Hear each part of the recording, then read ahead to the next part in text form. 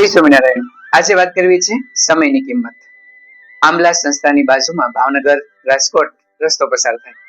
સંસ્થાના કામ માટે જ્યારે ભાવનગર જવાનું હોય ત્યારે ત્યાંથી સોનગઢ સુધી આવવું પડે।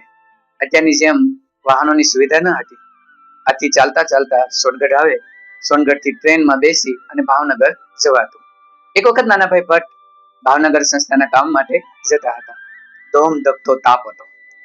એ સમયે બહાર નીકળ્યા તે સમયે મનુભાઈ દવે ત્યાં સંસ્થાની અંદર નવા લાગ્યા હતા, એટલે દોડાદોડ બહાર ગયા કે હું જોઈ આવું, કોઈ ગાડી વાળો હોય તો મળી જાય તો તમે સોનગઢ સુધી જઈ શકો।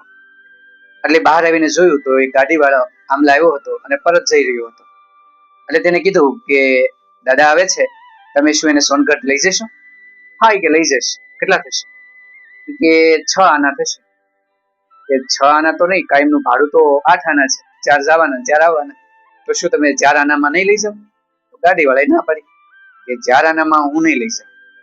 એ સમયે નાનાભાઈ ભટ્ટ બહાર આવતા દેખાયા। મનુભાઈ દોડ્યા અને કીધું કે ગાડી વાળો 6 આના કહે છે, ખૂબ ધમધકતો તાપ છે, 4માં ન માને તો 6માં એમાં જતા રહેશો। મનુભાઈએ હસ્યા અને આગળ ચાલ્યા। એ સમયે નાનાભાઈએ ગાડી વાળાની સામે 4 આંગળી કરી અને કીધું 4 આના। ગાડી વાળાએ માથું હલાવ્યું। નાનાભાઈ ચાલતા થઈ ગયા, ગાડીની અંદર બેઠા નહીં। એ ધમધકતા તાપની અંદર સોનગઢ આવ્યા, ટ્રેનમાં બેઠા અને ભાવનગર જઈ કામ પૂરું કર્યું। સાંજે એ ફરીવાર સંસ્થાની અંદર આવ્યા। મનુભાઈને નવાઈ લાગી કે 2 આના ન આપ્યા।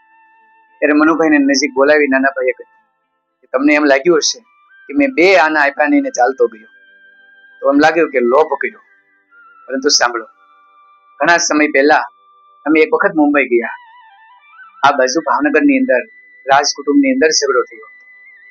દિવાન સાહેબને ખબર પડી એટલે એને થયું કે જો નાનાભાઈ આવે અને સમજાવટ કરે તો આ ઝઘડો દૂર થઈ શકે અને સમાધાન થઈ જાય। પરંતુ હું હતો મુંબઈ, સમાચાર મને મળ્યા અને કીધું કે તમે જલ્દી ભાવનગર આવો, આવું અગત્યનું કામ છે। તરત અમે એરોડ્રામ ઉપર ગયા અને 4 સીટ વાળું પ્લેન અમારા માટે હતું। અંદર બેઠા, એન્જિન શરૂ કર્યું, પરંતુ પાયલોટથી એન્જિન શરૂ ન થયું। ઘણી મહેનત કરી, પરંતુ એ એરોપ્લેન ઉપડ્યું નહીં।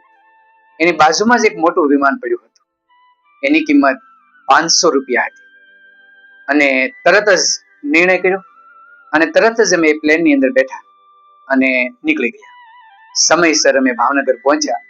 રાજ પરિવારનો જે ઝઘડો હતો એની અંદર મેં ભગવાનનું નામ લઈ અને બંનેને સમજાવવાનો પ્રયત્ન કર્યો અને ઝઘડાનું સમાધાન થઈ ગયું, પરિવાર બચી ગયો અને સરસ મજાનો એ શ્રેય મને મળ્યો।